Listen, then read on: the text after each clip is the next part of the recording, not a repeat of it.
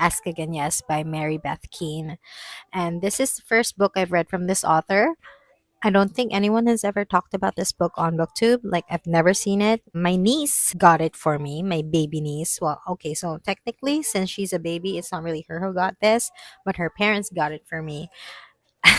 Thank you. I cut out the note. This story is mainly about Francis and Brian. So they are friends. They met each other in police academy, so they were cops, and they planned to have their families in the suburbs. So when they got married, they eventually moved to the suburbs. So unfortunately, Brian and Francis, they're very good friends, but Lena and Anne, so their spouses, do not get along. And I think it has to do mostly with Brian's wife, Anne, because she is a little bit mentally unstable. So Francis has the youngest daughter, Kate. Brian has his only son, Peter. So we have Kate and Peter. They are born 6 months apart. It's really nice to have that, friends growing up together and playing together. And eventually they fall in love, obviously.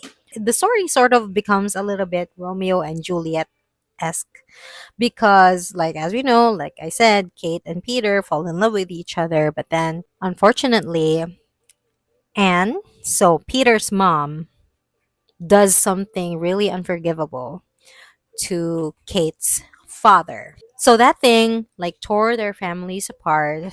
I think the person that took the brunt of all the negative things that happened is Peter. And unfortunately, Peter is such a nice guy. I really like him. He is so unbelievably nice. Like, despite the things that happened in his life and how his mother treats him, it's such a wonder to me that he did not lash out and he did not grow up to be some kind of angry, hateful kid. The first half, okay, is sort of, it was a little bit dragging for me, but I'm guessing because it's exploring the different characters as well. So we're focusing on each cop, and then later the story of their wives, and then later the story of Kate and Peter. So it's actually like getting in depth in all of these characters' lives and their thoughts and personalities and what it's told in third person, by the way. When the exposition of the characters are being done in the first half, it was a little bit slow, but when I got to the 50% mark, like, I just couldn't stop reading. And obviously I still have some pages to go, but it's going really fast now that Kate and Peter are finally back together. I mean, not back together, not that they broke up.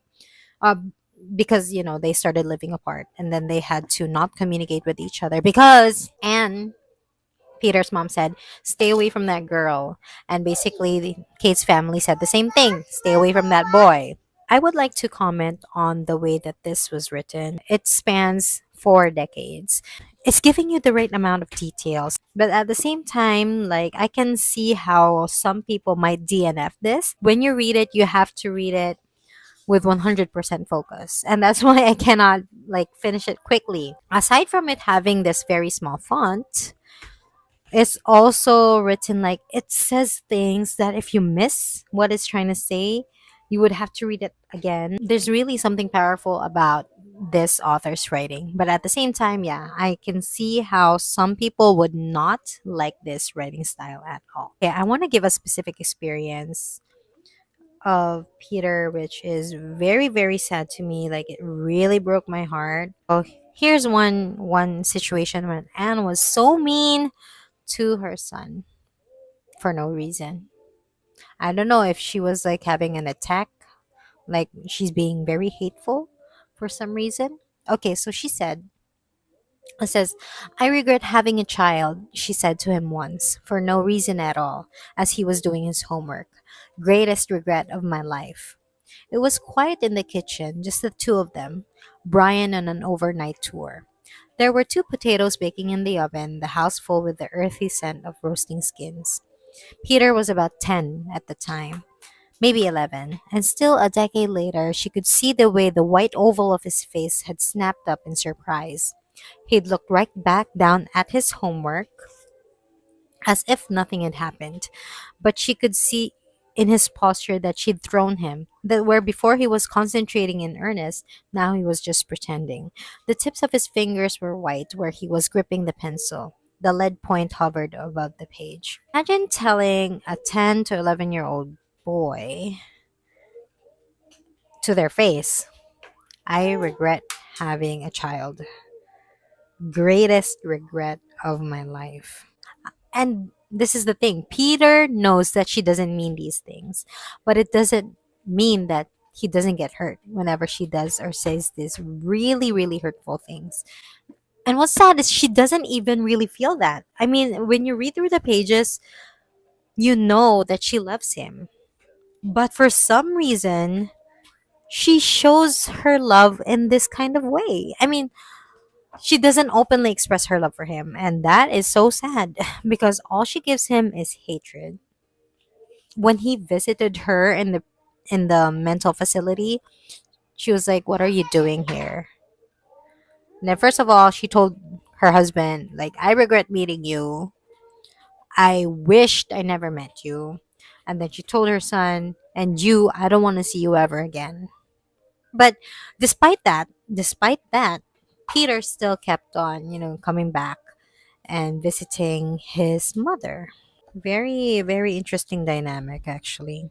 To grow up being not so hateful to other people, even if you've had the worst childhood of your life. There are other parts of the story which is very interesting to discuss, but I don't feel like discussing it here because it's very, very long. What's really impacting me right now is Peter.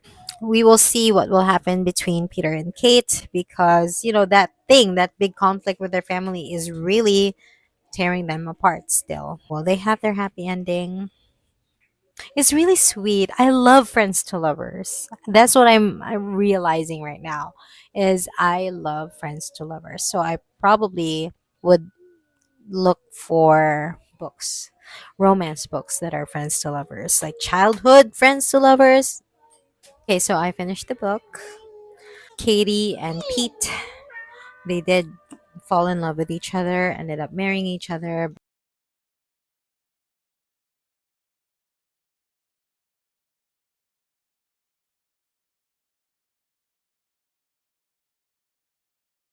But something happened again. What's good about it is there is a closure or a conclusion to the stories of the lives of these families. I've learned two lessons from reading this book, and that is number one, life is hard, and yeah, it just will never be easy, ever. The second lesson is you'll be fine, anyways.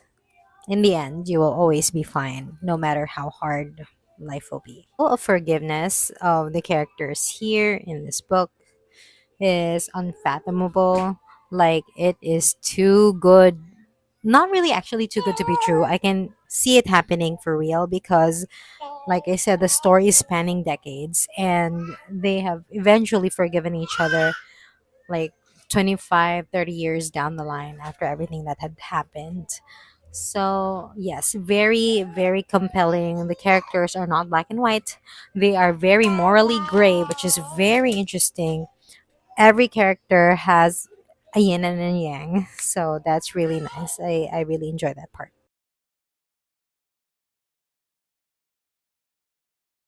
I gave it 3 stars on Goodreads, but maybe like around 3.5 actually, because it's written very well, especially towards like the 60% mark. That's the only complaint I have about it is it didn't feel like it's propelling me towards the end. But the stories of the characters really well done. Would I actively recommend this? No, if I have a feeling that you do not like literary fiction. I feel that I would still be thinking about these characters in the coming months. Who knows, maybe even years. Yeah, so that is for this video. Thank you so much for watching, and I'll see you again next time.